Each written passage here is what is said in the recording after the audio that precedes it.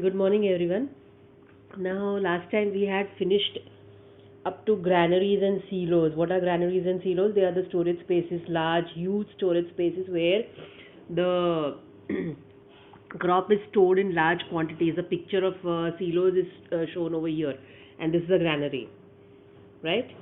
Now, let us move on to food from animals. We also take certain foods from animals, like we take from animals like cow, buffalo, she goat, she camel, right? That way. Now there are also other things which we take from animals. For example, eggs, right? Eggs have got maximum amount of protein. So eggs also we get it from birds like hen. Then further meat of all kinds we take it from either birds like say hen or animals like goat, right? That meat is eaten. Even fish, many people eat fish, right? It has got a highest amount of omega 3 solids which helps you increase your brain capacity, right? So all these are certain things which we use from animals. We also take food from plants like cereals, pulses, vegetables, fruits. They are all coming from the plants. But these are the things which we take from animals also. Now let us read further. After completing this table, you must have seen that like plants, animals also provide us the different kinds of food. Many people living in the coastal areas consume fish as a major part of their diet. In the previous classes, you have learned about the food that we obtain from plants. We have just seen that the process of crop production involves a number of steps like selection of seeds, sowing, etc. Similarly, animals reared at home or in farms have to be provided with proper food, shelter, and care, right? When whatever non-vegetarian foods you get it outside, you bring it home and then cook it, right?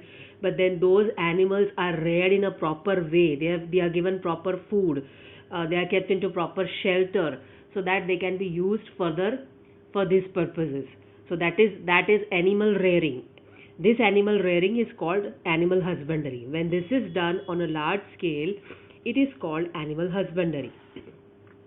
Now, what is she thinking? Fish is good for health. We get cod liver oil from fish, which is rich in vitamin B, right? So, all these things also help us get different nutrients. Let us brush up once. We are ending the. We have finished with the lesson here, with until up to animal husbandry. Now let us read the key points which we have studied in this lesson, and then at the end of this, after this video, I will share an animated video which is available on YouTube, which covers all the topics of this lesson. What is crop, what are kharif crops, what are rabi crops, and how they are how crop production is done, what are the methods of crop production, as well as these animal husbandry, different kinds of irrigation processes also they have mentioned, right? So it is an animated video, so you will get a better idea of what we studied through the lesson. Just now we'll just go through the main points of the lesson that we have covered.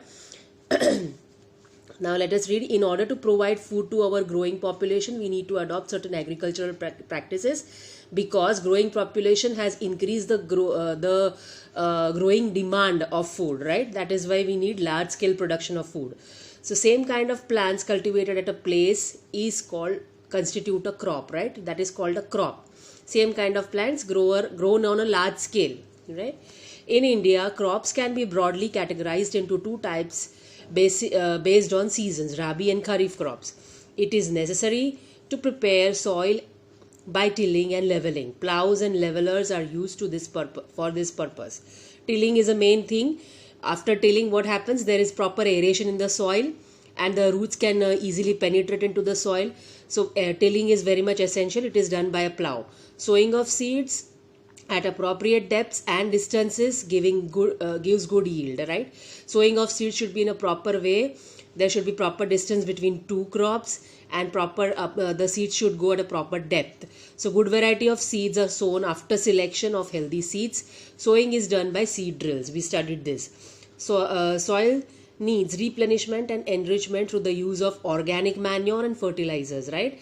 Manures are something which are naturally available from substances like cow dung or animal and dead animal or plant waste, whereas fertilizers are something which are prepared into factories by using chemicals, and they are rich in any one kind of nutrient which are being sprayed into the soil to replenish the absorbed nutrients.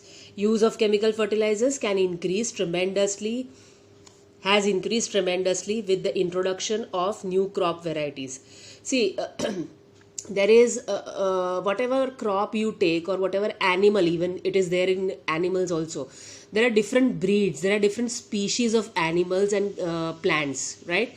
So healthier variety of plants and healthier variety of animals are adopted for rearing or for agriculture, for crop production, right? So this is very important, so that those species are only getting multiplied further, because they give good yield and they are nutritious, and they can be maintained easily, right? So there are many varieties, out of which certain varieties which are good, they are selected for further cultivation. Then supply of water to crops at appropriate intervals is called irrigation. Weeding involves removal of unwanted and uncultivated plants called weeds, right? Weeds, we know what are weeds. Unwanted plants which grow along the soil in the crop, and they compete with the main crop for nutrients and water, right? That is why they need to be removed. Weedicides are sprayed or they are manually removed from the field. Harvesting is the cutting of the mature crop manually or by machines, right? Harvesting is cutting of the crop after everything is ready. Separation of the grains from the chaff is called threshing. Threshing is beating or pounding of the grains after harvesting the entire crop, to separate out the chaff, which is the cover of the seed, from the crop, right? So that you get good quality grains. Proper shortage of grains is proper storage of grains is necessary to protect them from pests and microorganisms. Yes, we did lastly the storage. Storage is also equally important, because if the storage is not done properly, the microorganisms may attack the crop and spoil them. Food is also obtained from animals for which animals are reared. This is called animal husbandry. So these are the main points that we have covered in this lesson, crop production and management. Lastly, we covered animal husbandry. So just go through the lesson once, and I will share the question answers from next time onwards. Just now I will share the animated video, so things are very much clear to you. I have underlined certain points in this that you can see. Just write down the underlined points as revision of the lesson. And now I will share the exercises next time, and just go through the animated video. We stop here today.